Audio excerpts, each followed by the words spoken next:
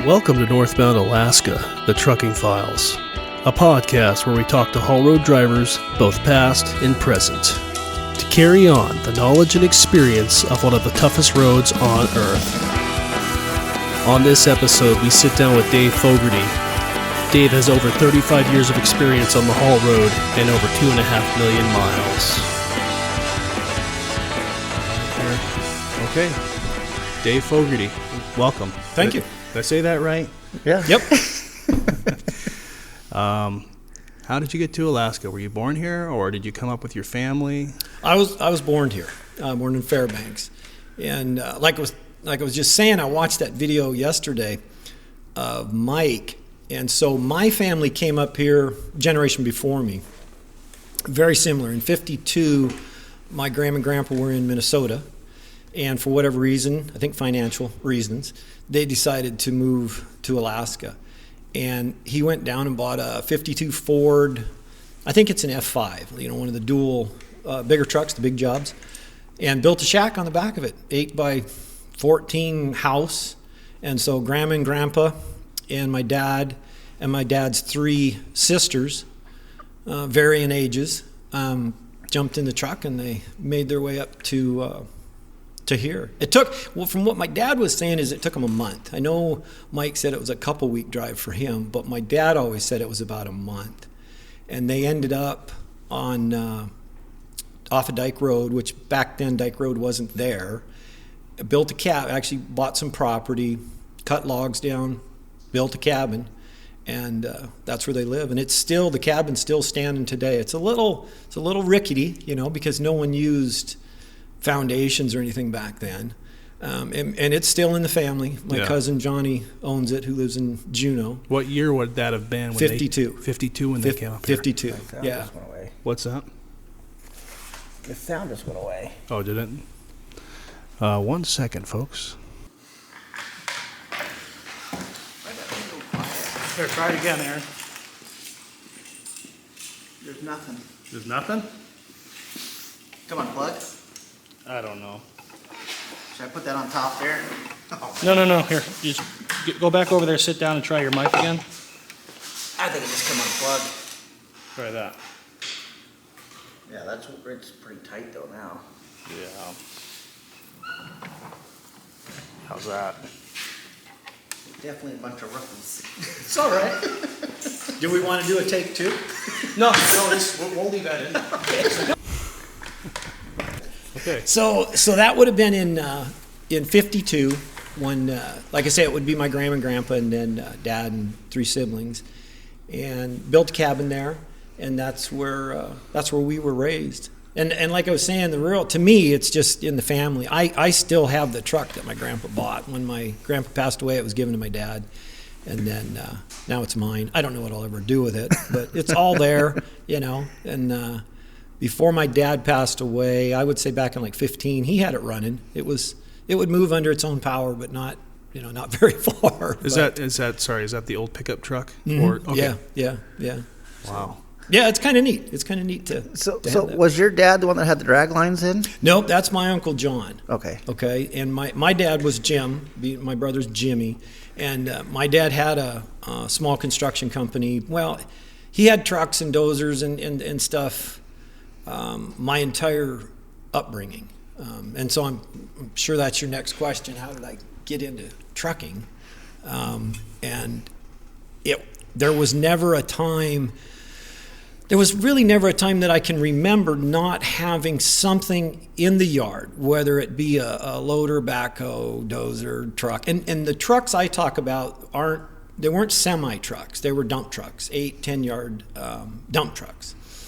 And so growing up, it was just always something that I loved being around my dad, hanging out with him. And when I was, I was really young. You guys probably remember the way subdivisions and stuff were made in North Pole. Not all of them, but some of them. You would go get a chunk of ground, and you'd cut in some roads, and then you would dig a pit somewhere on the property, and that's where you got the gravel for the roads in the subdivision. Yeah. Okay. Well, when I was 15, that's how I really started driving a truck. My dad would get the truck and the loader and whatever we were doing to wherever we were at. And he would be like, there's the pit and there's the truck, and I dozed the roads out, put gravel on it. And I would just drive back and forth all day long, or however long I should say, stacking gravel, loading it myself too, because he would go off and do something. And and so that's how I learned. And I just grew up doing that. So you were making the roads too? You were pushing the gravel? No, at that time, I was just hauling loading the truck, back in, dump, and I would just stack them, just load to load as many as I could. And then Dad would show up and he'd run the dozer and level stuff out, push stuff around. So what roads were you making? They were some of the subdivisions over off of Nelson is where we started. We made quite a few of them though, and not that way. I'm just saying some of the early ones when I was really young, that's the way they were made. So that's where I kind of started going. And then later on, of course, it was, we started hauling out of the pits and stuff wherever it was, wherever it came in. Yeah. And but that would have been like in 77, something like that, somewhere around there. So I got my driver license in 78, and so between my sophomore and junior and my junior and senior years in high school, I had my driver license, and then that's when Dad actually put me in a truck on hauling stuff in the summertime. So, you go back to school and, what'd you junior summer vacation? I drove truck and I loved it. I thought it was the greatest thing in the world, What school were you going to? North Pole. Okay. There. Yeah, it was. So actually in what year? One year we got bused into Maine. The middle school opened in 76. So in 75, they were busing us into Maine. The main bill, or it's the borough building or whatever, or city hall or something like that. My dad and aunts and stuff were talking about going into Maine too, but some went to Maine and some went to, I guess the younger ones were in North Pole, I guess. Well, and then they had for a while, I think there was 2 split things at Lathrop. Morning was town, and then that was really during the main pipeline days before. But in 76, then they opened the middle school there, and then that's where I ended up going from there. Wow. Yeah, so it's been a while, but. So what was that like growing up in North Pole and Fairbanks when the pipeline finally came to town? I was honestly too young to really comprehend what was going on. I know there was a lot going on, but we were in North Pole pretty much, didn't hang out in town, so didn't really get to experience the gist of it. I know it was crazy. My dad took us out of state for about 6 months during it because he didn't want us here, believe it or not. Moved down to Washington for a spell, and he worked up here. So we were down there. I think that was for about, I don't even think it was a year. I think it was like one winter or half a winter. Because when we came back, that's when I went to Maine to going in there, and I was in junior high, I guess, 7th grade, I think is what it was. No, 8th grade, I guess. Okay. So yeah. Kind of hard to remember all the dates. Yeah. So when you got out of high school, did you just go right back to hauling gravel in a I did. truck? Yeah. Just went. Yeah. And even when I can't remember if it was when I was in between my sophomore and junior and senior year, we were doing a job somewhere in North Pole, and I don't remember what it was, but Dad told me to go to Fairbanks Sand and Gravel and get a load of sand for whatever we were doing. And the majority of our work was in the North Pole, Badger Road, Moose Creek area. That's where my dad, up to this point, that's where my dad was always working. And so I get in the truck, and I head to town, and that's, the scale's in the same spot. This is just a new scale, but before they changed it. And I pull in there, and I'm sitting in the truck. I don't know what to do. Like I said, I'm 16 years old. I pull in there, and I'm sitting there, and there's a red light, and I'm sitting there, and guy comes out, and he walks over, and he kind of had a strange look on his face. He's like, what are you doing? And I heard, where are you going? And I said, I'm going to get a, load of sand in town. And he goes, let me see your driver license. So I give him my driver license, and he's looking at it, and I'm thinking, well, okay. He goes inside, he comes back out, and all he really said was, we think, we being whoever he talked to, you're too young to do this, and we don't really want to see you back here. Okay, but there was no ticket. He didn't stop me. And I said, okay. I was, okay, he's a guy with a badge. You're not going to argue with the guy with a badge. Yeah. So I go get the load of sand. I go out and I dump it. And my dad comes up and says, go get another load of sand. And I was like, okay, Dad. They told me at the scale that they really didn't want to see me coming through there, And, like dads did, he just said, go get another load of sand. So I went back and pulled back in the scale, sat there for however long. They didn't come out, turned the green light on, and I went. So I don't know how driver license worked, and I never figured it out. But I took my driver license in a car, my mom's car, and that's what I had. And but that was a few years ago. So I don't know even, how did the CDLs work back? Well, there wasn't a CDL back then. So there had to have been classes of driver license, though, wasn't there? Wasn't there something was that the chauffeur license or something back then? I don't know. Dad would know. Yeah, we'd have to have Dad in here for that one. But yeah, I'm not sure. When I look back on it, I think if it was something illegal, they would have stopped me. They would have stopped me right there and said, "No, this is," and they didn't. So yeah. So that was my. So your dad was right. Go get another load. Well, you're there, and you got your dad, and you got a guy with a badge. Dad trumps the guy with the badge. So you go. There was no child labor laws back then either. So that's hilarious. Yeah, your dad could beat you then. That's what I'm saying. I had to go back home. I still lived in a bedroom attached to his house. So no, it was all good. But I do think of that, and they had to shake their head a little bit, But it really, to me, the age there, some might think it's odd, but the age of being that young and doing stuff, honestly, it would be no different than kids on farms and stuff. You grew up in a farm, and you knew how to run machinery and do whatever there was to do at a very, very early age, and you went and did it. Yeah. And that was kind of with me and growing up around machinery. I'm not saying I was an expert at any of it. I could move stuff. That's about it. I could. But you were a little more intuitive, I'm sure, because that's what you did growing up. You were around all that stuff. All the time. Compared to people that, you throw them in there and say, hey, figure it out. And they're like, well, I grew up in the city, right, and yeah. I rode the bus. And, yeah. But I have a couple of friends that when I used to work at the university, they came up from Kentucky. They worked on a farm. Okay. Or their parents had a winery. And those guys knew how to work. There you go. And they worked harder than any of the other students that we had come work for us. Mm-hmm. So I've always just kind of noticed that I was like, hey, where'd you grow up? Oh, we grew up on a farm. I was like, oh, okay, that explains a lot. Right. and it wasn't, I don't think it was, it's not even an expectation. You just grew up doing it. Yeah. And that's the way it was and I like doing it too. There was never I don't want to do this. Yeah, it was just something to do, too. Yeah, it was. Here we go. This is what I do. And you enjoyed it. You took pride in your work. So that's where I started, pretty young, getting into stuff. I think of, I know this is the Dalton Highway, really is what we're talking about. But so I'd say in like 86.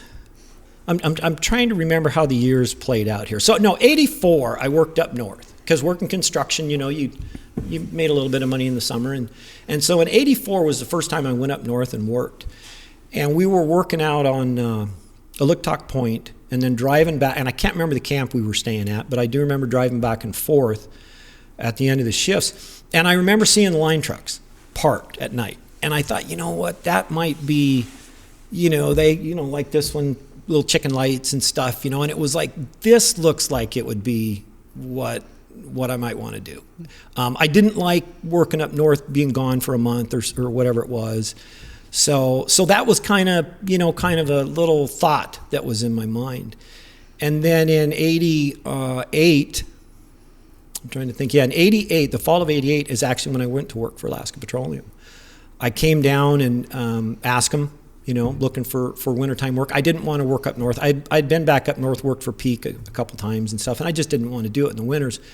And so went to work for those guys in 88, and for till about the mid-90s, it was on and off, worked in the summer, worked in the fall, kind of worked whenever I wasn't working. If they needed something, I would show up, I guess. Because I've got pictures of, like that one picture I was showing you in 91.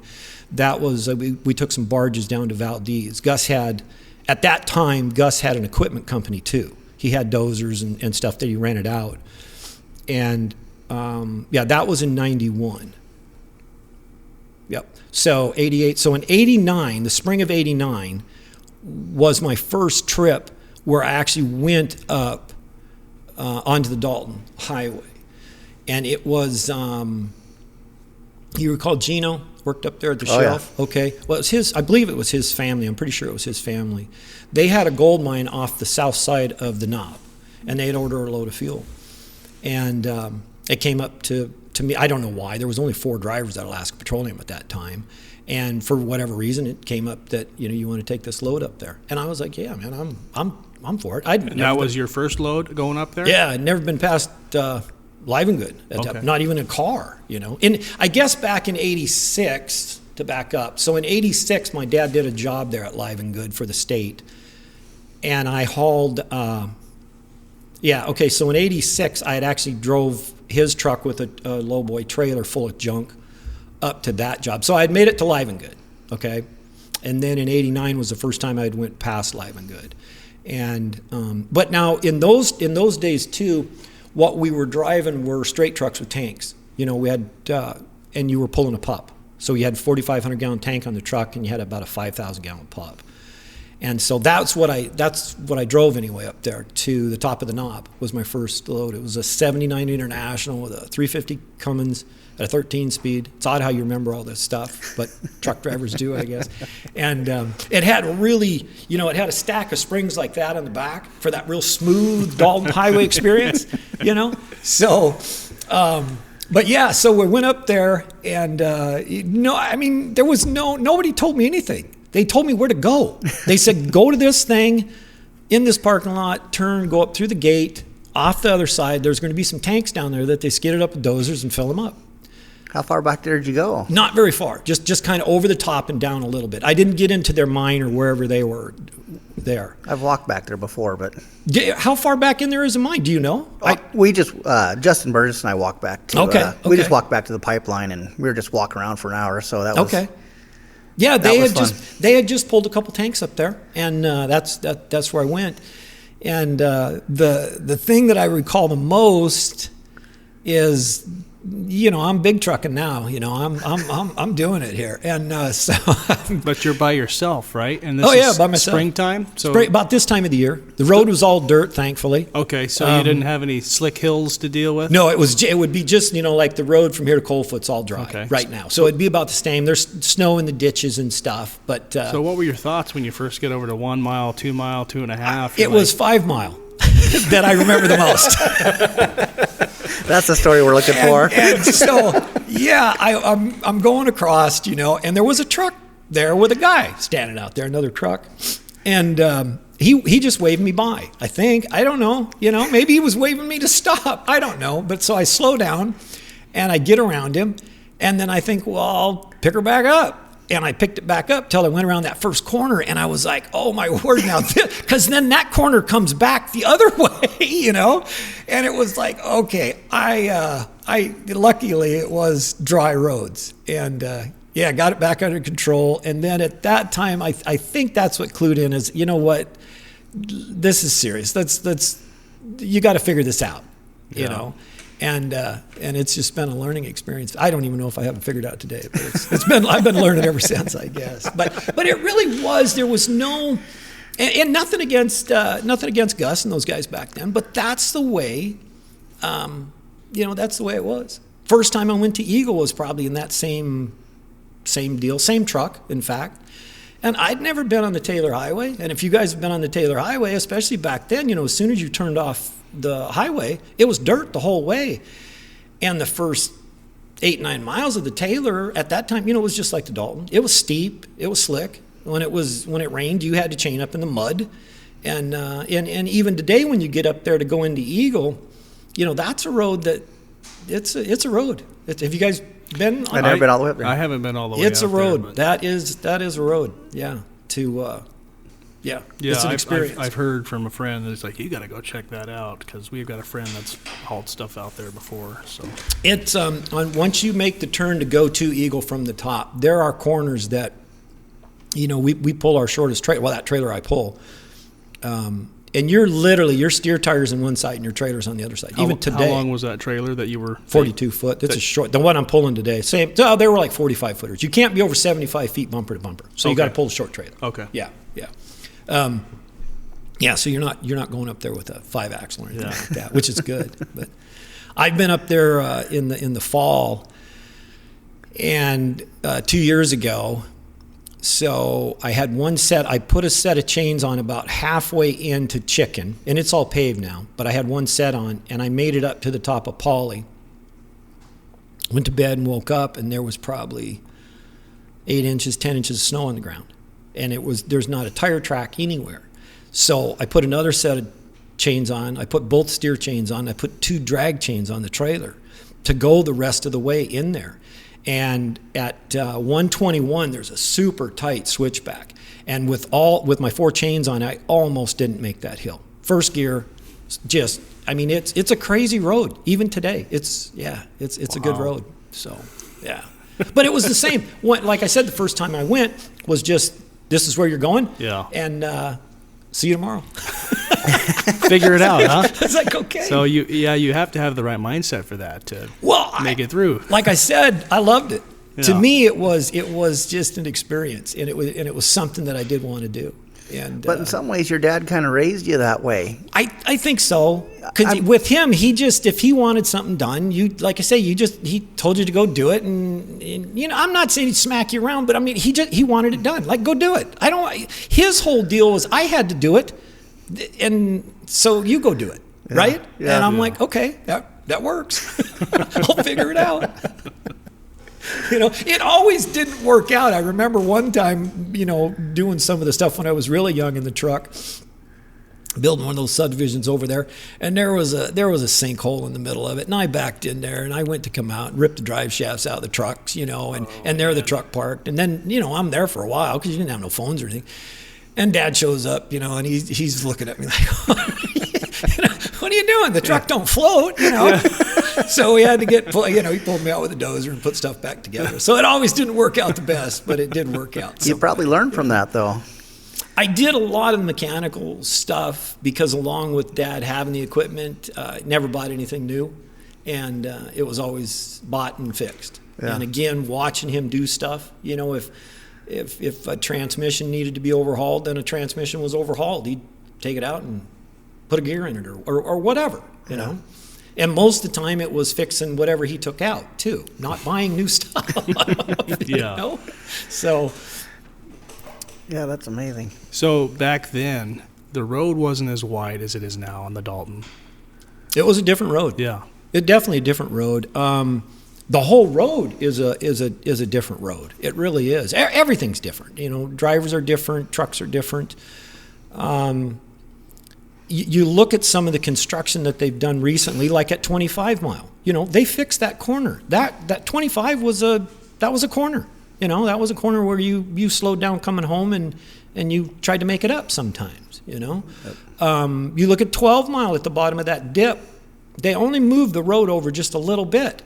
And you see the road off to the right, but that was a good corner. That corner was you were in your pulling gear, and I'd seen mini trucks go back into the inside of that corner in the ditch. And you look over there and you look where you're driving, and it doesn't seem like it would be that different, but it's definitely a different road. Yeah. If like at 45 Mile up there on the pavement on the Dalton. If you had, you know what I'm talking about, Aaron. If you hadn't been through that section of road, through those two S corners right there, you wouldn't be able to envision what used to be at mile 45 on the Dalton Highway. It was every bit of 5 Mile with deeper ditches. And if you went over them, you went over them. I mean, it was crazy. And so you look now and you complain about, man, there's frost heaves right here. Well, you don't know what it was when there wasn't even pavement. Yeah. They're probably 30-mile-an-hour corners or something. I can't remember what it was, but man, there was always trucks off the road or right. that one guy got killed during that pickup that one year. And it was a bad set of corners. And like I say, if you drive up there right now, which maybe someone listening to this will, you can't really look out there unless you know exactly what you're looking at where the road went. And it's not that far off to the side where the road is at today, to try and see what I'm talking about. It's probably a mile shorter because they got rid of all the corners through there. I'm sure it is. Yeah. Weren't you talking about back when you first started that you had to wear chains all the way from 1 mile? Was it to 41, or that was the last place you had to take them off? I can't remember. I remember one time I took them off on top of 41 mile, and I took them off, and I was starting down the hill, and there was Dad coming south. He's like, "Why don't you have your chains on?" I was like, "I just took them off." He's like, "You got one more big hill. Get them things put back on." So I made it about a mile, and I put my chains back on. But it was those corners were there, but it was steep too. Oh, yeah. It was probably at least a gear steeper or more. I can't remember. It was a hard pull going up through there on 44. It was really a hard pull. Yeah. It really was. And so that's why I said that definitely the road has changed, and it's changed for the best. I don't know about all the asphalt. Sometimes I wonder if it would have been better if they would have just, left D1 the whole way and then run blades all the time. Because the asphalt's kind of hard for them to come deal with once it gets the frost heaves and patching it and trying to level it back out. But yeah, it's changed, and but the equipment's changed too. Yeah. And the attitudes on the roads, of course, have changed. People have changed. But it's still good. I enjoy it. I love it. It's not as cold as it used to be either. It's not, Nathan. It's really not. People, might not believe that, but I know it's not. Even in the times that I can remember being up there, there was stretches where it was cold, like really cold. For weeks. And even growing up as a kid in North Pole when we were younger, it was colder. It really was. Yeah. So, but I'm all for global warming. So. Might edit that out, but this winter especially, it's been extremely warm and mild, but it still feels like it's been a long winter sometimes. Yeah. And maybe it's just because I'm getting older. But yeah. So you remember the big rocks back there, back in the day when there was no fines on the road and big rocks were flying? Do you remember any of that? I remember it out on the flats somewhat, and I think the reason why I remember that more is because when who had that job there? AFC had that job, I think, of doing that. AIC back then. And that was a 3-year job, and we had the fuel for that job. So we were there. We had a load of fuel every day to that road 62 job. mile? Yeah. And so we were there constantly. But to say to truck through it, probably not. No. I don't really recall that. I just remember going through there when they were running their stuff, and it was like, wow, what are they putting on this road? They finally got something on it, but I guess it was horrendous before that. Yeah, I've heard stories from Dad talking about huge rocks getting stuck in the duals and flying out and hitting guys' trucks, knocking the windows out. Well, it was like 8 to 12 hours from Madigan Camp to Prudhoe back then in the 80s, I guess. That was probably... that was before. Your tail end of that was before when I was really up there. Yeah. Because I didn't, like I said, when I went back to work, when I actually started working for Gus full time and year round, it was the mid '90s. I had sold my truck, and because I had a dump truck at that time. I was just doing whatever I could do to make a buck, and kind of always on and off working for Gus. And then I think it was the mid '90s, is when I went. And they had enough work, and I remember talking to Gus, and that's what he told me. He's like, well, just come to work for me. I got plenty of work, and it's, And so I did, and then that's where I've been ever since. And then the haul road trucking and stuff just kind of went up from there. And I should say, too, I was doing whatever. I was doing home deliveries. We were doing Fort Knox at a spell after that. I just did whatever there was to do. But it was about mid-90s is when I actually started really getting into going on permanent and getting into stuff. It's funny, going into Eagle is a lot like the haul road, really. I mean, you have to have the same mindset to do that. It's, going off Pauley and stuff up there, it's, if you haven't been there, take a drive up there and look at it, see it, experience it, and then envision in a truck. Yeah. And the road's actually better there because, now it's all paved from the turn all the way to Chicken. So, like I say, the first time I did it, I think there might have been a short section of chip seal in there at about 20 mile, if I remember right. But it was all dirt, windy, in the type, if you, in the summertime, if it rained in certain hills, you had to chain up because it was just mud. It's amazing how slippery that mud can get. Oh man, it's terrible. We don't really experience that anymore. No, you don't.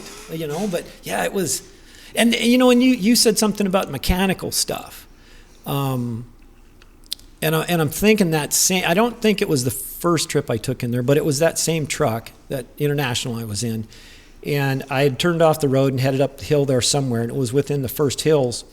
Went in to get into the low side of the tranny, and it wouldn't shift. Oh, right. Man. So I stop on the hill and trying to figure out what's going on.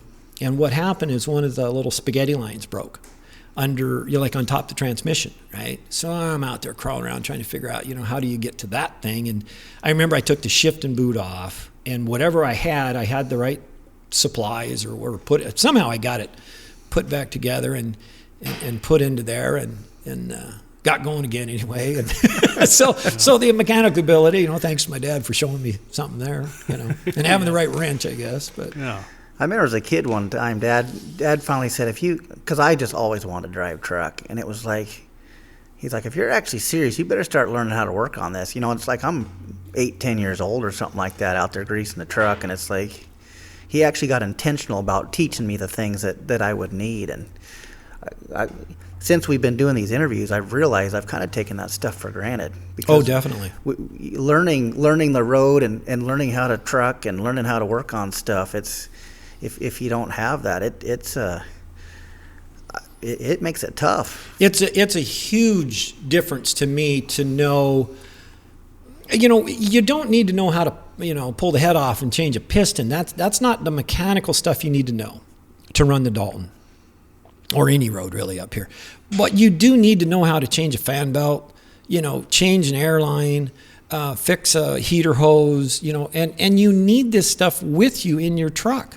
You need some antifreeze and a couple spare belts. And, I got all the stuff in this truck here. I got an alternator and 10, 12 gallons of antifreeze. And my thought on that is whatever you carry, you're never going to break.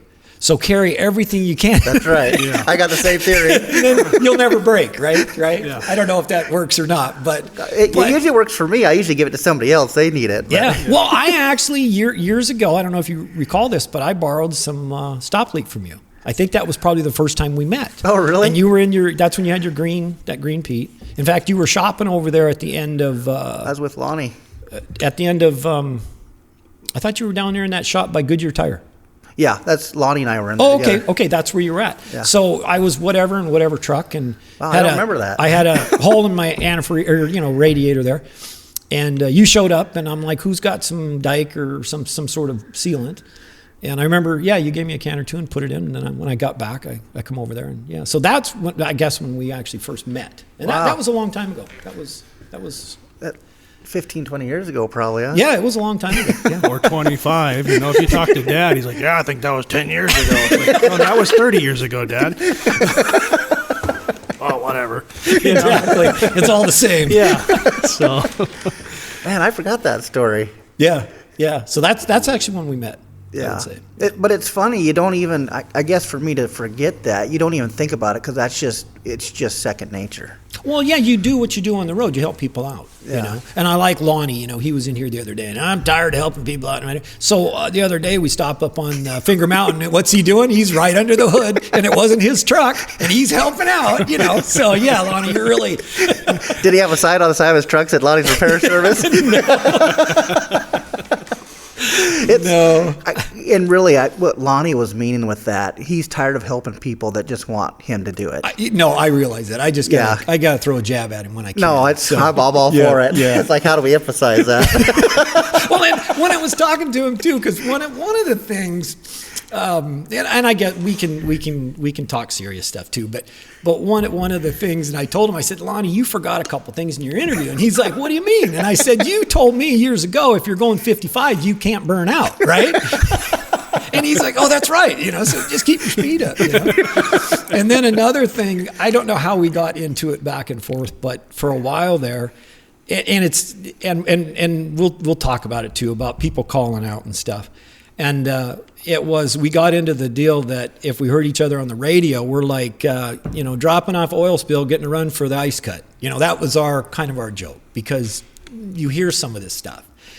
And I guess to segue into that, calling out stuff, it's a strange thing, because you hear some of the guys, call out, some don't. And then you hear people saying, why aren't you calling out? And why do you, back and forth. I don't call out every hill, every corner. I hear some people do. To me, the deal of calling out, the way it was brought to me, or I learned it or figured it out anyway, is when you're calling out a corner or a hill, you're not calling that out for you. This is the way I look at it. You're calling that out as a courtesy to someone coming at you, right? If you're dropping off a 5 mile, let's say, it's, top of 5. So if someone's coming up, that's still a bad little set of corners right there. And it seems like it's always washboardy, or it's always something. So it's a courtesy to someone else. And I've heard people have heated discussions on the radio about, I called that out. Kind of like, what are you doing here? And I'm not saying 5 mile, but I called that out. What are you doing here? Well, just because you call out a particular piece of real estate on that road, that don't mean you own it. That's not yours to just dive off the hill at whatever you feel like, or go around the corner. To me, you're calling it out as a courtesy to someone else. So let's use 5 mile. You're going north on 5 mile, and you call it out, right? You've called it out first. So a southbounder's come up and he says, well, I'm southbound here on the top 5. Do you want that southbounder to stop just because you called it out first? I mean, think about it, Don't right? make any sense. It doesn't. And I think the one that you hear the most, or the one that seems to come up is the ice cut. You can see going home, you can see across there whether trucks are coming or not. Yeah, maybe you can miss them every once in a while.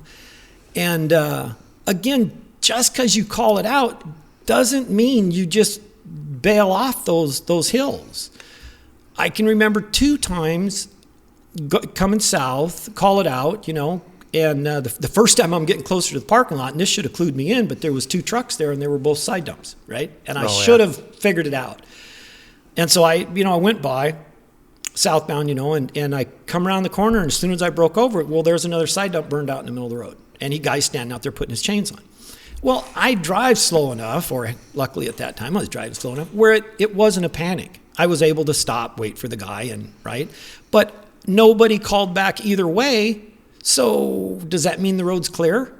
No, it doesn't. No. Just because you call this stuff out, you still can't just go zooming off these hills. Yeah. And I had another time, the same deal. There was no one in the parking lot, but same thing.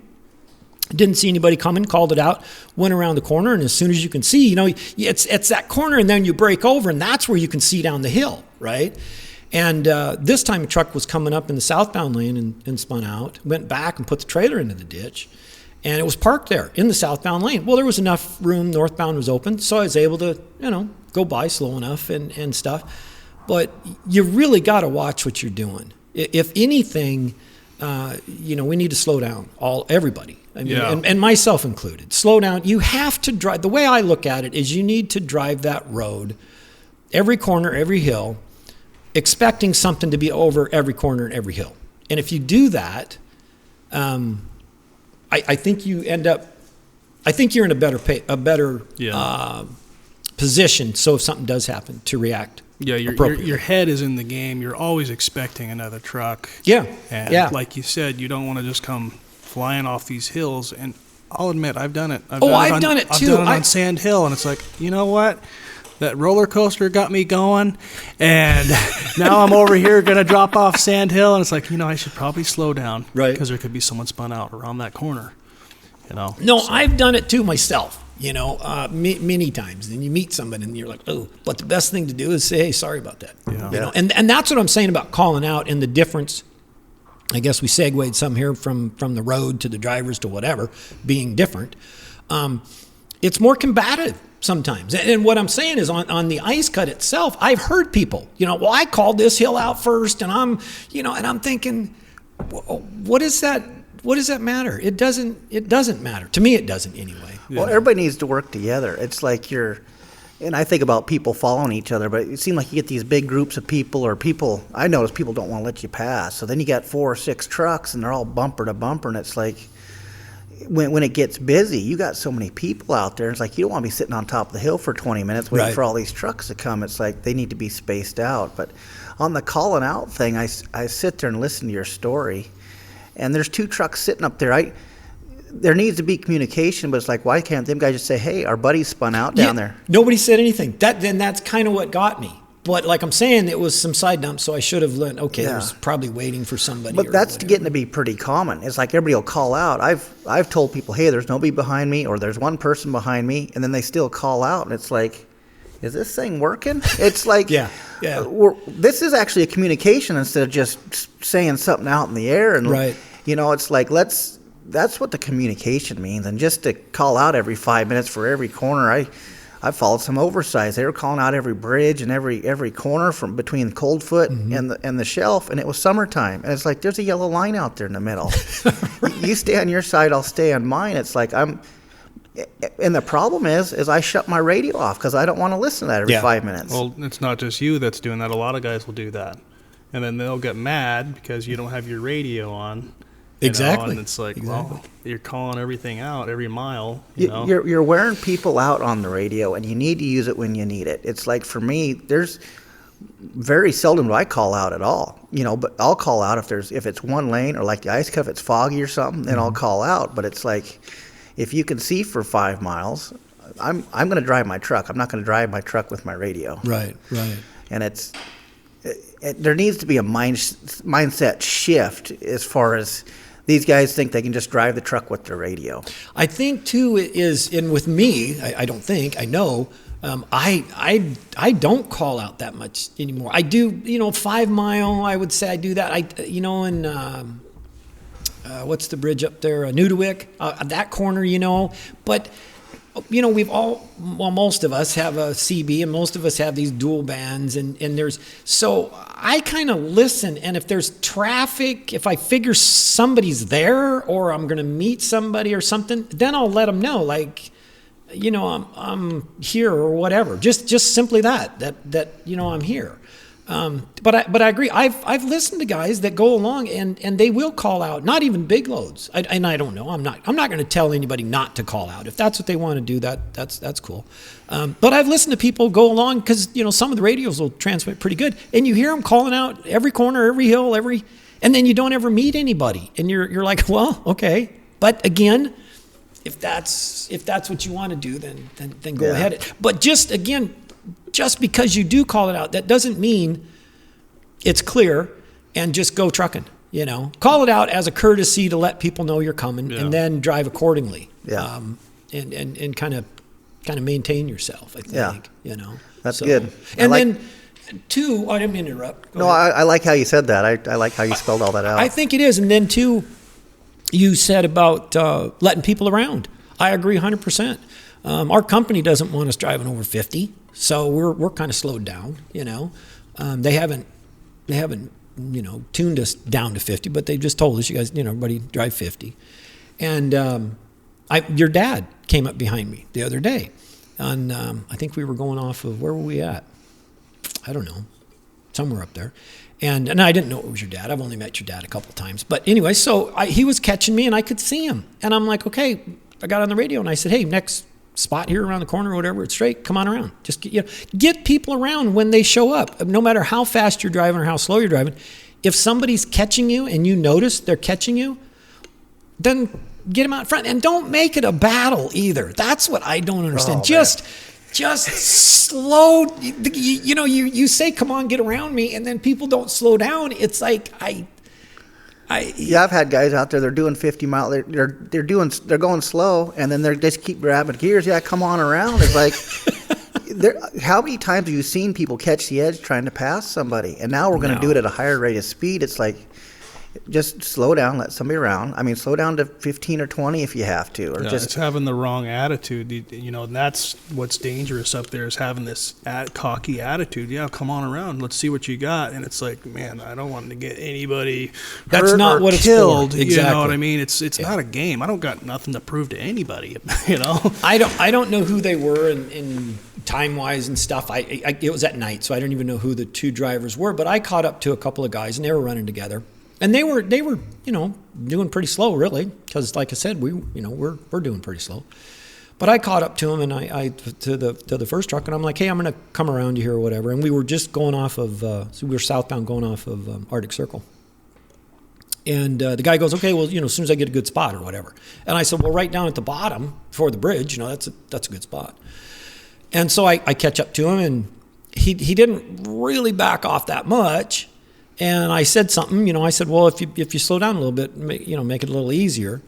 And so he did slow down, and I went around him. And then I hear him on the other radio to the truck in front of him about how he had to, slow down for this guy, and I was like, that's not, he didn't say anything real derogatory about me or anything, but just, started making some comments. And I got on that radio and I said, dude, I can hear everything you're saying. I'm like, that's not what took place here. I caught up to you and I said, we went across the bridge before we were going to run up the hill. I said, get back out in front of me. I said, if you want to run with your buddy, go. I'm not going to hold you guys up. And I slowed down and he went around me and he even apologized. He said, sorry, I shouldn't have said what I said, but I was just, whatever. I said, not a problem. Just go do what you're doing. I don't want to get in anybody's way. So yeah, I mean, we all do stuff, but that passing thing is a big thing. It's people just slow down and make it easy and meeting people too. Yeah. When you're meeting people, slow down, And like you say, if you get into that ditch a little bit, you're in the ditch. That's all there is to it. I mean, you don't usually get back out of the ditch. No, you're there. You know what I mean? Yeah. So, yeah. That's good stuff. But I like it. It's all good. I think it is changing. I think it's changing for the good, though. I really do. The road is better. That's for sure. Trucks are definitely better. And there's most of the guys on the road are pretty good. And gals, I should say that. Most of the people are good. I guess the past couple of years we've had some companies that are not from here, I should say, and a little frustrating because they're not equipped to really run these roads. They just so there's been a time where but do you tell these people not to come? I mean, you guys know who I'm talking about, but they're trucking here too. Yeah. I think one of the things I seen is, I didn't see, I stopped. This was, what was it, last year? There was a red truck, and he was parked at the bottom of the knob, right? He tried to make it up the knob, and I went north, and I came back, and he was still at the bottom of the knob. And I thought, what's going on here? That's kind of odd. This guy's been here for 2 days or whatever. And so I stopped, and I went and talked to him. I said, what's going on over here? And he said, well, I came up from Georgia, right? Got this load from Georgia to Prudhoe Bay, and I can't make it up this hill, so I had to go back to Fairbanks and buy more chains. And he was putting all of his chains on then. All 4 chains on the drivers and 2 chains on the trailers. And everybody's going by him with no chains, going right up the knob. And I felt like saying, turn around. This just isn't for you. This is just not, a little language barrier too, I should say. There was a bit of a language barrier, but we could have a conversation. And I said, do you have any lockers in this truck? And he's like, don't know. And I said, power divider? And he's like, don't know.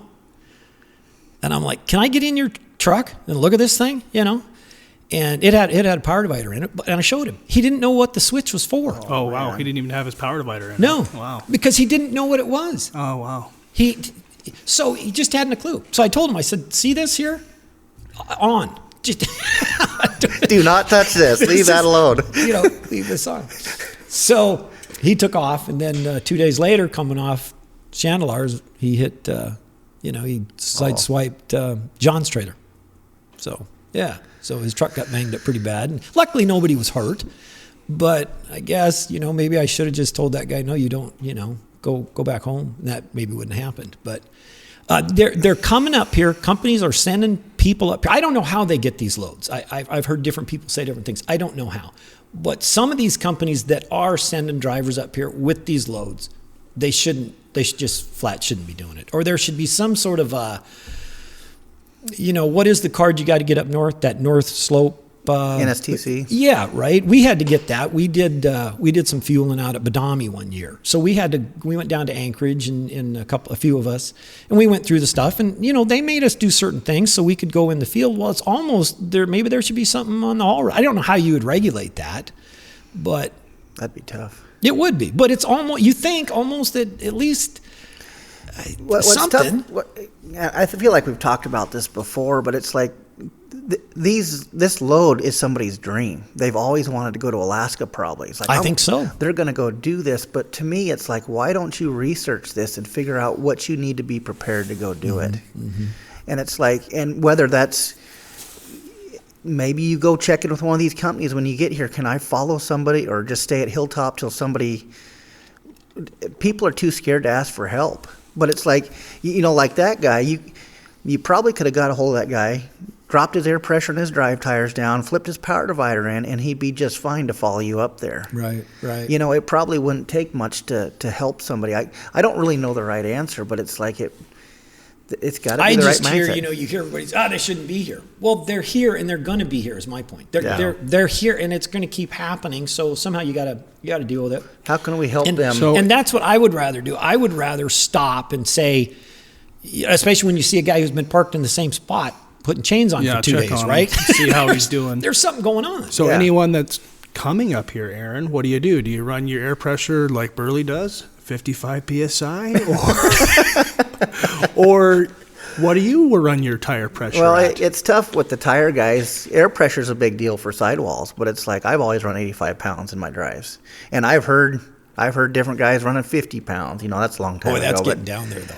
Yeah, it's you have amazing traction, but your tires are not going to last very long. So I don't know all of that type of stuff, though, or I should say that in anything else that a guy can pick up. It's all the experience of doing what you're doing and knowing what you're doing, and any of that you do does make it easier. Yeah. Every little bit, One of the things I do know is a set of singles does not work. No, and that's just. Singles are not for drivers. Simply don't work. I think for somebody new coming up, I mean, if at the very least go to Hilltop and wait till you can follow somebody. Wait till you can find somebody. And to me, if I was coming up here, even if I had to give somebody a bunch of money, just can I follow you? How much? Just the time, like that guy lost 2 days down at the bottom of the knob. I mean, just his standby or his downtime would have paid to pay somebody just to. Can I follow you? Can you just babysit me? Give me some insight. Yeah. A lot of guys aren't going to do it though. Yeah. I mean, to be honest, a lot of guys are going to be like, I don't know. Wait, I'm yeah. because it's time and money and all that type stuff. So, I remember years ago, and this wasn't that long ago. Actually, there was a truck sitting at that pullout right at 3. Like he made it that far, and that was it. Because I remember talking to him on the radio. He's like, I'm done. This ain't for me. And so he figured it out real quick. The first couple of hills, like, no, this road's not for me. What do you do in those situations though? We can't run everybody off, and you can't, it can't be just us doing it. Yeah. The thing that it is with what you're doing here, or I think, you told me you're trying to preserve some of the knowledge and stuff that's out there for the next generation, right? So if there is individuals out there that are really looking to do this, and I think it's different if you're just like, I'm going to go up there and make a few trips and bucket list and then I'm out of here. It's different if this is going to be what you're doing, if this is what you've chosen to do, right? This is, and once I got in doing it, it was, for me, it was like, this is what I want to do. Yep. Once I actually started running up north and stuff, or just anywhere in the state,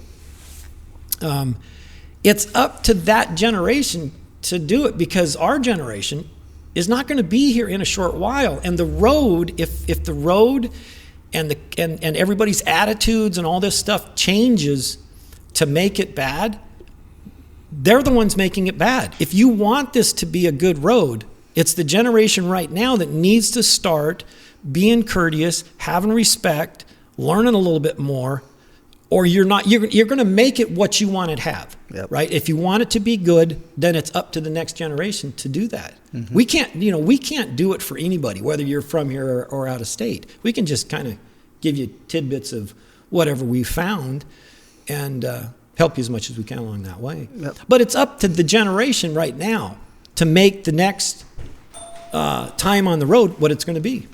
Yep. And we have Mr. Tim Anderson here. Oh, my word. The legend himself. Get over here, driver. You got a chair? Come here, Tim. Man, that doorbell worked good, didn't it? I'll have to get another microphone set up in here. The stories are going to start now. Oh, goodness. They're not going to let me lie. Can we back up and start this again? Oh, okay. All right. Get a chair, Timmy. You want to take a quick break? Yeah, so we're gonna take a quick break, and I'm gonna figure out about getting another microphone in here. That was perfect. You're my hero. I was looking. It's like, oh, Dave's pickup is in here. Okay, all right. What are you doing? What are you doing? Okay. Man, that truck really turned out sharp. I like it. It came out. It came out pretty good. When we. Oh, the camera's still recording? Everything. We're back on now. So you're recording right now? We're back. Tim, I told Tim to come by today. I said, yeah, come by around 1-ish noon. Did you trick him, or did he just... I was hoping this would happen, actually. So, Tim Pretty good. Anderson. Well done. It's good Yeah. to have you. I kind of forgot what we were talking about, but I don't know what were we talking. I don't know. I heard the doorbell ding, and I see a driver over there. I'm good at interrupting. I guess. Well, introduce yourself first, Tim. Tell me who you are, what's going on. That's probably what. Tim Anderson, and Can you come a little closer to the microphone? yeah. So I came up to Fairbanks around 2002 and hired on with Alaska Petroleum, and so Brother Dave and Greg were kind of interviewing me, whatever, and had a CDL and done a little trucking around Anchorage, no line hauling or nothing, just package box truck. And I was up here building a gas station, and I did some car wash work. And so Greg and Dave are sitting down, and Dave says, "Oh, so you know how to work on car washes, do you?" Huh. At that time, Gus had a couple car washes, and I was the car wash mechanic also. When I said I did anything for Alaska Petroleum, I did whatever they needed. Yeah. And I hated it. And when I heard he knew how to work on car washes, I was like, you're hired. Yeah. Greg, we're hiring this guy. 1 second, gentlemen. I got to stop it and hit record on this other one, so hold on 1 second.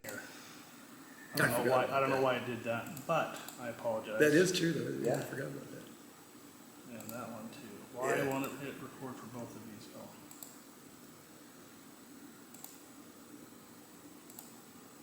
Sorry, we've never had anybody come in the middle like this and start recording. Oh, you know why? Record enable, maybe. Start with 1, 2. This is not professional by any means. I dig it. It's kind of the garage. It's real. Yeah, it is. It's not like a big time production. It's just the good old boys sitting around having a chat. Yeah, it's awesome. Aaron did say that he talked to you about coming in, and so. I think it's last weekend. I think it's last Saturday. It was week or Yeah, last week. Last weekend. You said you didn't have anything to say, but It was last weekend. No, he'll say so. Tell him about when I tried to get around the runway. In that blow. Was that your first trip up there with me? No, that was. When was that? But that was our first. That was my first trip south in a real major snowstorm, major blow, and oh yeah, Dave said, "Oh, let's just go. You know, we'll be good." And start coming around the airport. I mean, we're just coming around the airport. And maybe maybe we should have stayed. Maybe we should have stayed in town there. And you know where the pullout is, just around the airport, the one down by the river, right? Hey, so hold on a second. I was leading. I need to back up here. I'm kind of off a little bit. You're going to have to give me a pull here.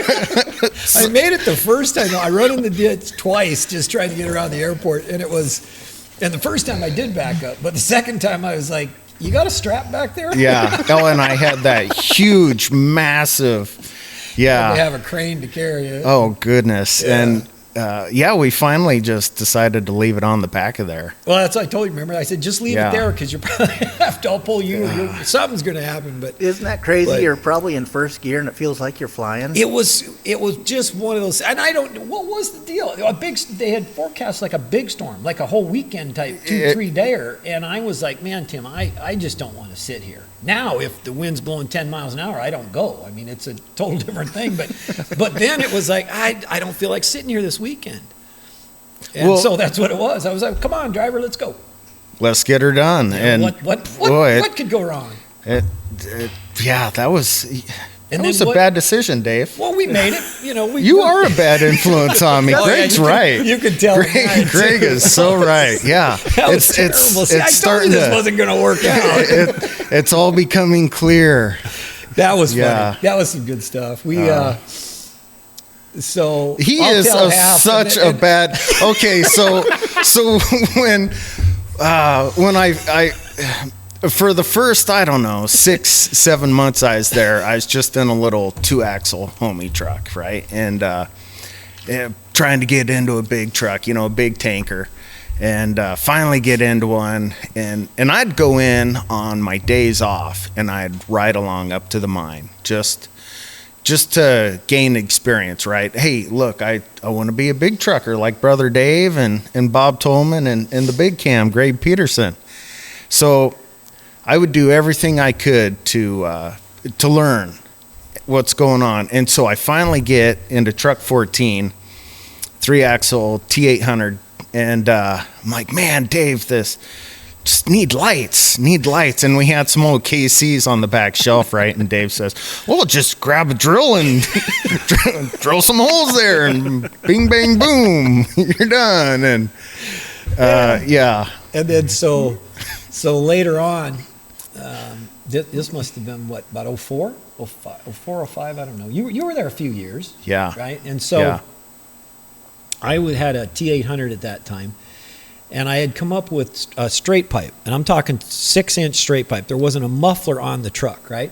And I put that on that tractor, and I loved it. Sounded really good until you got to Prudhoe, and then you had to drive back home. I mean, that thing was just noisy, but I liked it. That was a C model, right? The motor? Yeah. CGZs or whatever, CNGs or whatever. It was a cat, and. So I just loved it. So one day we're in the shop, and I talked my brother Tim in here to put a straight pipe on his truck, and that did not go over very well. That was when, Greg was out of town. Is that, I can't remember. Greg was out of town, and I went over to Snell Equipment, and I robbed this stack off of truck 10. We had this other tanker that caught on fire, and it had a straight stack with the muffler was underneath the passenger seat of the cab there. So I just cut it off, got a band clamp, and bam, send it, right? So But mind you, Tim's doing home deliveries in this truck also. I mean, he's pulling pup. I mean, Yeah, you're doing whatever, yeah. but you're still doing home deliveries, showing up in people's driveway. And of course, I don't care how short Yeah. the driveway is, high RPMs and Jake to stop, because that's Yeah. just the way it was. Well, That's it. that's trucker That's code, how it isn't works. it? Right? You got pipes, you got a Jake everywhere. I mean, even if it's first gear. So we're sitting in the break room, and Tim's outside, and he was told to take it off. Oh, no, I was told not to do it. Oh, well, yeah, but then they told you to take it off. Oh, yeah, And you didn't take it off. And we're sitting in there, and you come driving in by the shop, and we're like, it would be like sitting there by that wall. And here comes Tim. Jake just hammers, and Greg just went, oh, he was. And he got after me. It's like he's that like, scene you from are Top a Gun, right? bad influence Yes, on that yes. kid. I want you to quit. Buzz you the know, tower. Yeah. Yeah, buzz the tower. Hey, Tim, we need you to do a Jake by the shop here, the office. Yeah, negative Ghost Rider. That pattern's full. Oh, that was good stuff. That was Yeah. fun. It was too much though. It Oh, it really was, was. and In that's that what I day mean. cab, holy moly. They were too loud, but Yeah. what the heck. But yeah, Greg really, yeah. Greg, I don't know if you guys know Greg Peterson. You know Greg, don't you? Yeah. Yeah. So he was our foreman there forever, and wasn't none too impressed with me and Tim. So, but Quite the team. that was good though. But That was- I just count my blessings because I couldn't have, starting out, I couldn't have wound up at a better place. The experience, there was so much different stuff that we would do. So home deliveries helped me with getting my winter feet. So working the hills and all that, I mean, you're sliding, you're spinning out. It's sink or swim, baby. Sink or swim. yeah, you're getting a feel for it. And, Figuring out chains and stuff and everything. Right, yeah. Yeah. And you'd get really efficient at putting chains. I mean, quick too. And all the places that we got to go, Eagle or Well, there Central. was so much more back then. We did so much more. Yeah. That's what I was saying earlier. Wherever, we did so many different mines and stuff. I can remember going you go up to Manly, and then you go on the Tofty Road, and it was, I think, 13 miles in on the Tofty Road to Cassiterite, I think was the name of that mine. And we did that quite a bit. And I think it was truck and pup, and then I took a tractor in there a couple of times too. But then one time we went up there, three of us, me, Greg, and George, and we got into there, and then we followed a D10 just out across wherever, going to one of Thurman's mines. And I mean, it was literally following a dozer through the wherever. And he already had the trail brushed, and he was kind of there to help us in case we got stuck. But there was all kinds of stuff like that going on. We did a lot of different things. And all over. All over, yeah, the whole state.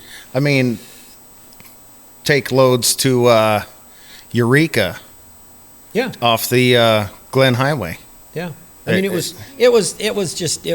different, and that's what I was trying to. When I know you asked me how many miles I have, and I wouldn't honestly know. I'm going to say I got a couple million miles, but it's not on the Dalton Highway. It's all over Alaska. It's everywhere. And then we hauled into Haines some too. That Quite a when, bit. when we got bought out, that changed. Yeah. We were hauling into Haines, but I mean, all over. Yeah, just We picked stuff up in Seward. it was everywhere. Not a lot, but yeah, we'd pick some stuff up in Seward. I know Bob did that a And then handful of times. You ran doubles out of Anchorage for quite a bit. I liked it. a lot. I didn't. I never Yeah. cared for that. I pulled them doubles a few times, handful of times or so, and just. It was heavy haul, right? I just. So when were Right? you hauling doubles out of Anchorage? What time frame was that? So that was a 4 or so years ago, Yeah, something like 4 or that. 5 years ago, and we did that for until I resigned. Yeah, you were from doing there. it right up to that time. weren't you? Yeah, yeah, that's what I thought. and it was a hoot. I mean, it was a lot of fun. So Really, the parts it- was a little bit better when you were doing it than when let's say, Aaron was doing it. Oh, back in for the sure. early Yeah. 2000s. The parts it's nothing what it used. That's all the roads in Alaska, though. That's the Haul Road. That's the Alaska Highway. It's just things have gotten so much better. Trucks have gotten better. Yep. Yeah. More power. Yeah. Tires are, oh my gosh, tires are way better. Way better. Everything has improved, but yeah, it was, I don't know. I know when we interviewed, I do remember I guess I do remember something about that car wash deal, but I'll say this about Tim, that when Tim showed up, and it really was in a short time, that I could tell, and I could just tell that you kind of had what it was going to take to do what he's doing today. Mm-hmm. I really did. And not only the ability to learn it, wanting to learn it, mechanically you could fix stuff, and really it was, so we were talking about that, where it's just kind of in on you to go and do it, and really with Tim, that's what it was. And I was always better at breaking stuff. But then you fixed it too. I try. I might have some leftover pieces, but you hide them and nobody knows, right? I think that's the key. Extra bolts, yeah. Is how good you're at hiding the spare parts. So I'm starting to get an idea who your mentors were, Tim. Yeah. So for me, the biggest thing, because I had the utmost respect for Dave, Greg, and Bob. And Bob had been on the Haul Road for long time. Yeah, 20 plus years when I started there, I think. It was 90. I think it was either 93 or 94. And it was before that. I shouldn't say that. Maybe you can get. We'll try. Yeah, I'll call Bob, see if he wants to come in. Bob. But and then he can give you his own timeline. But it was either 93 or 94 is when Alaska Petroleum got the state contract, and he did it for I don't know, over 20 some years steady. Yeah. So he really, and for me too, I would say Bob's probably one of the biggest influences on how I figured out what I was supposed to be doing too. Yeah. So I didn't want to ruin the reputation that they had earned and built. You know, I don't want to be that guy that, hey, Bob, that little frickin' a-hole rocked me out or ran me off the road, or, you know, that's not the way I was raised. It was, you know, respect your elders, show everybody respect, be respectful, or get your butt beat. And I'd heard quite a few stories about guys not showing proper respect and being humbled. It was different way back though. Even I can think of a few times that, you know, there is a click to it, somewhat today too, I would say, and even back when I can remember, there was guys that they didn't. One time I was in Prudhoe and I was going to come out, and there was two red trucks in there, and I asked them if I could go out with them, because I really trying to figure it out myself too. This was early on, and they let me follow them out, but they really didn't want to. You know what I mean? Mm-hmm. And I can kind of see that, because now here's this guy they don't know. If I run in the ditch, they're kind of obligated to. You know what I'm saying? I do. It's a tough show, but you do gotta kind of bring up the next generation, or it's not going to be there. It reminds me of Merrifield when he first started, and it was nasty up in Prudhoe. It was getting with it. And there was, maybe a half a dozen of us that were going to head out of town. And Dave was following me that trip. He was new. And not new to the Haul Road, but new to Alaska Petroleum. And I told him, look, Dave, if we go, you got to keep up. You get that. Once we're in there, there's no turning around. That's it. You got to go. You got to keep up. I can't be there with you to help coach you or guide you through it. It's just put your big boy pants on And do this. and get her done. Yeah. And we're, man, maybe 15 or so miles out of town there. And, hey, where'd you guys go? Tim, where'd you, I don't see you guys. Dave, I'm flashing my backup lights. Can you see me? Oh, I'm in the ditch. Can't see. Yeah. But hey, sorry, bro. I wish I could help you, but we're gonna continue on. You left Dave in the ditch? This is a side of you I didn't know. Boy, these cameras really bring it out. Yeah, yeah. Hey, I feel bad about it, right? It's the thought that counts. But it did end well because the state was actually out and they pulled him back up on the road. So he wasn't there all night or anything. But yeah, there are times that you got to be able to hold your own. Yeah. And so I can see why some guys, or whoever, are kind of reluctant in those situations to say, yeah, come on, tag along. I remember when we went out that time that we were talking about where I run in the ditch there those couple of times. There was another driver, if you recall. He was on the CB and he wanted to come with us. And I was like, yeah, whatever, you could come. And he called whoever, and they told him to stay in town. Right. They're like, no, you're not leaving Dead Horse. Stay there. So that's when we decided, well, shoot, we might as well go see if we're big strappers. Can't be that bad. You kind of have to know your limits too, because everybody's got different limits of what you can do. And I guess when you're new, it's tough to know that. But I mean, you get to them blows like that, it's a lot easier to follow somebody's taillights. It's like you just stay there. The guy out front doing all the work. We pulled a car out of the ditch too on that trip, didn't we, Tim? Yeah, it was. I think you did. No, I'm pretty sure it was you. Mark called us up before we were out of cell phone range. Mark Weary, when he was running Nana, we were hauling to Nana. Yeah. And this was before the new tank farm. Right. This was this was the old tank farm with a dozen 10,000 gallon tanks, just kind of all around. Laying around in their yard. Yeah, he gets a hold of us and says, "Hey, I got a guy coming up with his family, and he's off the road. Can you guys, if you guys make it out there, if you see him, can you help him out or do something?" And I think that's because when I say we, I still had that strap on the back of my tank. And I pulled up and said, "Hey, Tim, can you go hook this up to this guy's car? Yeah, we'll pull him out." Hey, and that's what the young guys are for. Seniority has its privileges, driver. I'll be the first one to admit that. Yes, seniority definitely has its privileges. So I was just glad I wasn't leading because. That was a big storm. I don't think we got out of it till over by where the ice cut or something? That was remember what happened at the ice cut?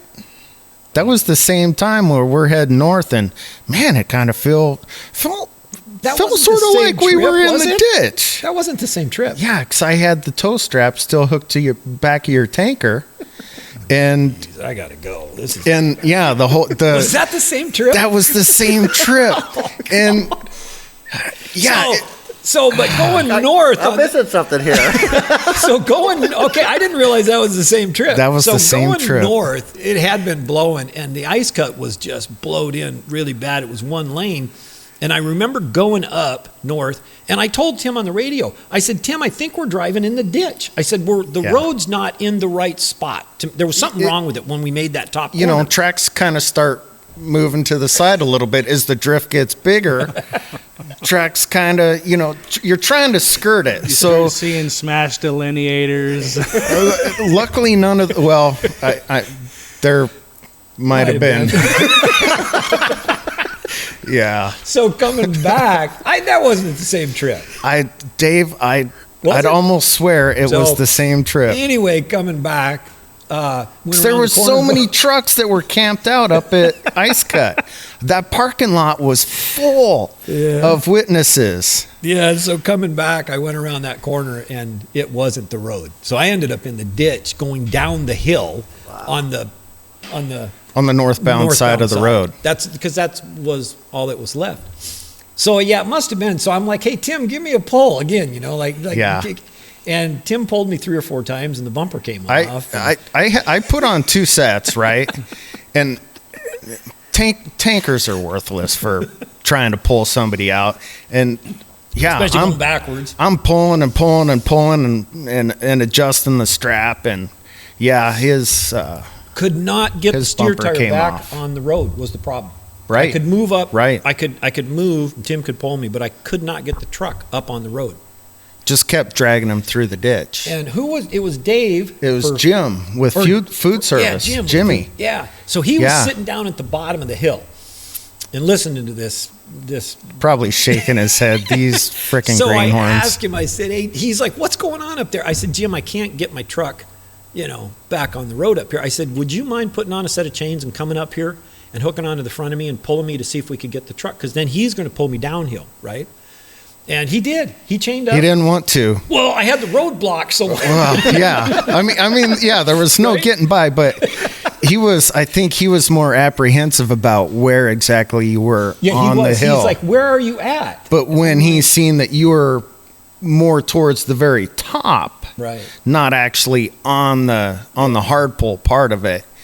Oh yeah, this and he did. He came up there and hooked onto me, and he didn't pull me hardly anything, and popped my front end back up on the road, and then backed up, and everybody went wherever they were going. And then I think didn't Burley bring the bumper back? Yeah, Burley seen the bumper because I told Tim's like, "What are we gonna do with your bumper?" And I'm like, "Put it right over there." I drug it up to the parking lot and threw it on the berm. About a week later, Burley shows up. He's got my bumper from the trailer. He's like, "Hey, Dave, I think this is yours." Yeah. Man, Burley's always in the middle of all these stories. Yeah, that was good. That was good stuff. Good stuff. That was a long one. Are you sure that was the same trip? I'd almost swear to it. I'm not 100% positive, but I'm pretty sure. Frustrating. So Tim, do you remember your first trip up the Dalton? I do. Who took you up there the first time? So I followed Dave up. I think that was the very first time I followed Dave up in truck 15, but there was one other time, and I don't know which came first, that Bob broke down and they said, "Hey," and it was for Bryce. Had to take a load to Bryce there at the gravel pit out of town. So I honestly, I can't remember which came first, but that trip there, Greg and Bob swung by the house. I grabbed the truck, went to the house, got a few things together. Didn't really know what I needed, but grabbed a few things, and Greg and Bob came by, and Bob kind of explained where I was going, and I had to grab his trailer and then go up and deliver it. And man, that was like 18-hour day because I didn't know anything about anything. But this is what I was telling you. They just sent us. It was like, go do it, right? It's like you didn't follow anybody. I think that was first because I remember following you up in truck 15, and I think we went to the same place, and the lift axle, something happened with the lift axle on the trailer, so that couldn't be down. But we had stopped at Hilltop, and I thought, man, I got a brake or something dragging Dave. I got all this smoke. And can't imagine it. And it was blow by coming out of that truck. You remember that? I do. And then the very next, I do. Yeah. Or when I got back, Clint took that truck up to Fort Knox, and it just blew. Yeah. That was you know it. those breathers on those cats, right? You know, sticking down with it. That looked like an exhaust pipe. I mean, there was that. I mean, it was ready to. It looked like a Cheech and Chong movie coming out of it was. I seriously thought I had a brake or something dragging with all the smoke, but it was only when you're in the hard pull. And right? that's what I told him. I said, "Don't worry about it. It only smokes when you're going uphill. So let's go. Let's go truck." They run the best when they're about to blow, right? So was that wintertime when you went up? That was summer. Summertime, okay. Yeah, that was summer. And that's just the way it was, though, was, hey, so-and-so's got a load, and, you know, go do it. And, yeah, no, they did have the sat phones, but we didn't. So Bob, Dave, and Greg had sat phones. All of us other little peons, you know, it was send up a smoke signal or something, yeah. And it was just go figure it out, you know. Look for the rock at mile point such and such, and if you've gone over 3 rivers, you've gone 1 river too far. But that's the way it was. Like in the first. When you first went to Eagle, was it the same way? Did you go with somebody, or did you? I followed you. Oh, okay. I followed you that first trip into Eagle, and one of the greatest things was coming back out. We stopped at the Jack Wade dredge. Oh, I do remember that. And so anytime I took another guy or took up a new driver to that road, that was the same courtesy that I extended them. There was, I don't know if you're familiar with what he's talking about, at what mile was it? I don't remember. It was right through Jack Wade. There was one of those great big dredges that you see like out at Chattanooga and stuff, and it was right on, you literally drove around it. And so you could get out and go walk around it and check it out. Yeah. And then the great state of Alaska deemed it a hazard, and they tore it all down and hauled it off. Believe it or not, they should have left it. It was cool because it was It was right a there shame. on the road. It was like, this is history. Yeah, just right in this corner, right there in this river. It was absolute. And what's fascinating about that was there was a crew of guys, and I wish I could remember the sources, but you can look this stuff up in history and stuff. There's some Alaska history that actually talked about some of those dredges, and it was a crew of 30 or 40 guys would disassemble it, pack it, move it, reassemble it, and that thing had been to a handful of different creeks back during the gold rush. Wow. That's pretty cool. And That's they crazy. Yeah. apart, and it's not there anymore. Yeah, because they deemed it unsafe for whatever reason. I got one more question for you before you got to jet out of Sure. here or whatever. Do you ever remember coming down 7 Mile heading southbound, and you come around 6 and there's a spun out truck there with an excavator on, a Roach Express maybe? Oh, yeah, dude. Sean? Yeah.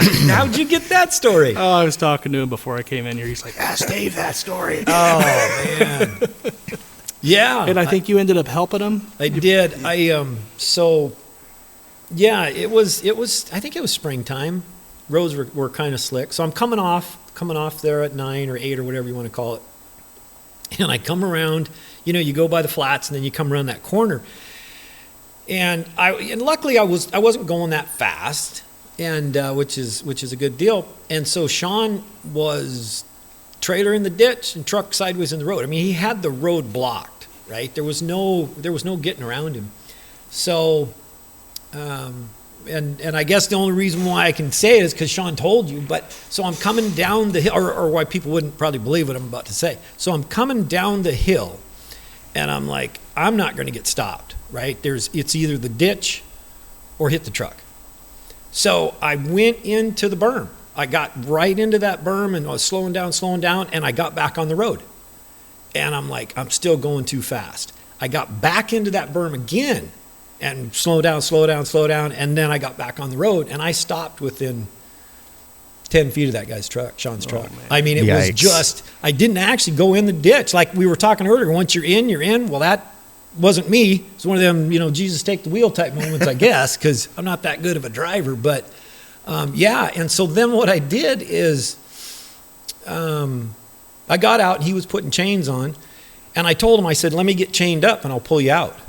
And he's like, what? And I said, yeah. So I put all 4 chains on, and we put a strap in between, right? And I told him, I said, I'm just going to start backing up. I mean, you can only back up so fast. And I said, when I get to the end of this, if your truck moves, just put your foot in it. And believe it or not, I was backing up, coming into that strap, and it, boom, straightened him right out, put him on the road, and I stopped and Wow, you were empty and did that, huh? I was empty, and I backing up the hill. That's impressive. Wow. Yeah. And got stopped, got him back on the road, and took off. Do you remember what size excavator he had on there? I don't think it was a great big one, but it was a good, like a 10,000 pounder or something like that. Oh no, it was a big one. Yeah, maybe. I just want to make sure we get the right picture on here. I got you. Still a Tonka. No. Yeah. That was the first time I met Sean, actually, too. And but wow, yeah, that was a crazy little endeavor I did there, and it worked, because it was, I when I seen it, it was, I don't know, people. I'm not going to say you see it in slow motion or what, but I did have enough sense to be like either ditch or truck, and it was like and I don't know why I didn't just shove it right in the ditch, but I got over there and was like, hey, I'm slowing down, and was able to, get back on there. But I had to do it twice. I had to hit the thing twice. And then later on, I was in Kenworth looking for a CB radio external speaker. Yeah. Oh, right. And I couldn't find the right one. Radio Shack quit making the right one. And it was the big mouth or something, wasn't and it? they fit right in them cubby holes above these. You can just push them in there, and And he told me, he said, "Man, I got one out. I got something. I owe you anyway." And he gave me one, and I got it in this truck right now. Oh, Sean did? Yeah, it's in this truck on my big radio right now. So that's how long that microphone's or that speakers lasted. Yeah. So in a way, going back to what we were talking about earlier, you never know who's going to be stopped in a corner or on. And especially on that's not a bad hill.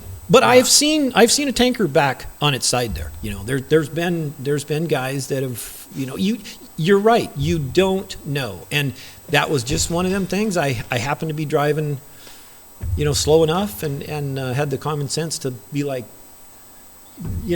So it's almost like sometimes, I don't know if you've experienced this too, but I know Aaron has, and I'm sure you have too. But when you're driving along and you get that gut feeling, you're like, something's going on. And then you see a truck, and maybe you're going a little too fast for that corner when you met him, but and you end up rocking each other or whatever. But it's like when you're up there, you get these little feelings every once in a while, like maybe I need to slow down. You were just telling me about that, Tim. I used to get that on the Taylor Highway a lot.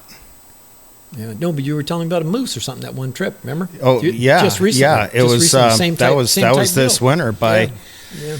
So just north of Jim River Camp, heading south. That corner before Pump 5. So just on the flats before the state camp, I got this weird feeling, and as if the Lord was talking to me, moose popped in my head, and I started slowing down and coming by, just starting into that corner there. I'd slow down.